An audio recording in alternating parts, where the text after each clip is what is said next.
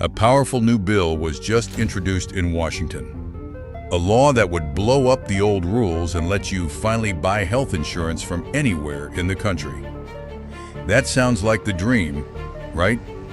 More competition, way cheaper plans, freedom from your state's limited options. But here is the warning you will not hear from the politicians. Right now in 2026, you actually can buy a health plan based in another state. And if you do, you might end up with a medical bill that ruins you. Because while you are celebrating your newfound freedom, the insurance company is not following your state's consumer protection rules, and they are not required to cover your pre-existing condition. By the end of this video, you will know the legal truth about buying health insurance across state lines in the U.S.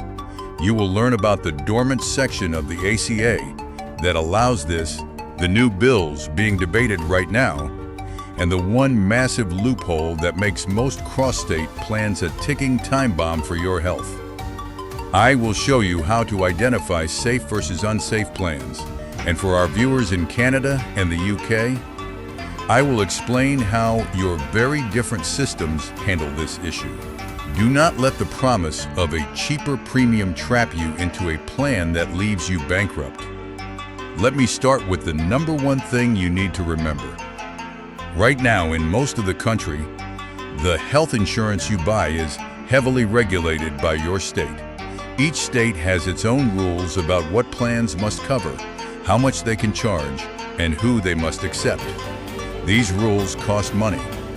They are the reason, for example, that a plan in New York must cover infertility treatment, or a plan in California must cover acupuncture. These rules are also why insurers in a small state like Wyoming might have very little competition. But here is the legal reality. The Federal Affordable Care Act, or ACA, has always had a backdoor called the Healthcare Choice Compact. Section 1333 of the ACA allows groups of states to enter into agreements. In these compacts, a single insurer can sell one qualified health plan across all member states, following only the rules of the state where the plan was originally written. The idea was that states like Vermont and New Hampshire could team up to create a bigger market and lower prices. But here is the shocker. As of 2026, 17 years after the ACA was passed, no state has ever created one of these compacts. Not a single one. The federal government never issued the final regulations to make them work, and states never passed the necessary laws to join them. So if Section 1333 is dead, what about all the news? In December of 2025, Senator Marsha Blackburn introduced the Health Coverage Across State Lines Act. This new bill would cut out the states entirely. It would allow any health insurer to offer individual plans across state lines as long as they follow the rules of their primary state, even when selling in other states. Supporters say this would break up insurance monopolies in states with only one or two options, creating real competition and driving down premiums. But critics argue it is a race to the bottom. Insurers would all rush to set up shop in the least restrictive state, abandoning state-level consumer protections. There is a second piece of legislation, pushed by Senator Rand Paul, that would allow megacorporations like Costco or Amazon to buy insurance across state lines, using their massive purchasing power to negotiate lower prices. Both bills are currently in committee. They could change everything, or they could die in the political gridlock. Now, if legal interstate compacts do not exist yet, how are their websites advertising plans from other states? This is the trap. What you are likely seeing is not health insurance at all.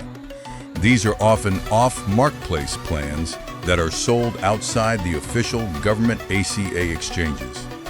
These products are not required to comply with the ACA's core consumer protections. Most critically, they can deny you coverage for a pre-existing condition. They can also impose lifetime dollar limits on your coverage. They can charge you astronomically higher rates based on your health history. If you buy one of these plans, you think you are covered, but you are actually holding a discount card that will evaporate the moment you file a major claim. They are structured as short-term limited duration insurance, association health plans, or healthcare sharing ministries. They are exempt from the most important rules that make real insurance safe. The only way to get a truly cross-state plan with the ACA's protections is through a formal compact. And since none exist, the only truly safe options are the official ACA marketplace plans in your own state. A quick note for our viewers in Canada and the UK. If you are watching from Canada, your situation is a mirror image. You do not need to buy across state lines because Canada has no state lines for healthcare. If you have a health card from British Columbia, it is recognized in Ontario. But that coverage is strictly limited to medically necessary hospital and physician services. It does not cover ambulances, prescription drugs, or physiotherapy. For those, you need private insurance, which is generally portable across the country. The real risk is the 3-month waiting period when you move to a new province. If you get sick in that window, the new province will not pay for you. Always carry travel insurance when moving across Canada. In the UK, you have the NHS, which works everywhere. No need to buy across any lines at all. Private health insurance, there is a supplement that provides nationwide coverage across all regions of the UK through companies like Bupa or AXA Health. Let me recap the key takeaways. Number 1. The legal framework for buying ACA-compliant health insurance across state lines, Section 1333 Compacts, currently exists in law but has never been implemented. No state has joined one. Number 2. The new Health Coverage Across State Lines Act, introduced in December 2025, would change this by allowing insurers to sell plans across state lines using only the primary state's rules. The bill is pending. Number 3.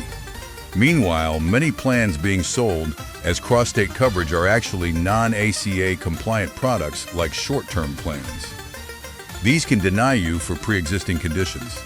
Number 4. Avoid these non-compliant plans. They are a financial disaster waiting to happen. Number 5. In Canada, public health insurance is portable, but with gaps. Always carry private insurance for services like prescriptions and physiotherapy. Number 6. In the UK, the NHS covers you everywhere. Private insurance supplements this with nationwide coverage. Number 7. The safest way to buy health insurance today is through your state's official ACA marketplace. Those plans must follow all consumer protections. Number 8. Stay informed about the Blackburn bill. If it passes, the market will change. But do not buy anything until you see a certified, state-approved, ACA-compliant plan. Here is what I want you to do right now. If you are looking for coverage, go to healthcare.gov. That is the only place you are guaranteed to get ACA protections and subsidies. Do not click on ads from out-of-state companies. Do not sign up for plans that ask you about your medical history. If a plan does not cover pre-existing conditions, run. That one rule will save you from financial ruin. If this video saved you from a dangerous insurance trap, hit the like button. It helps more people learn the truth about cross-state insurance. Subscribe and turn on notifications so you do not miss my next video, which is called The One Word That Tells You If Your Health Plan is a Scam. And comment below.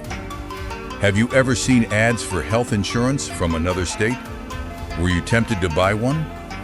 Share your story. I read every comment. Thanks for watching. Now go protect your health and your wallet. See you in the next one.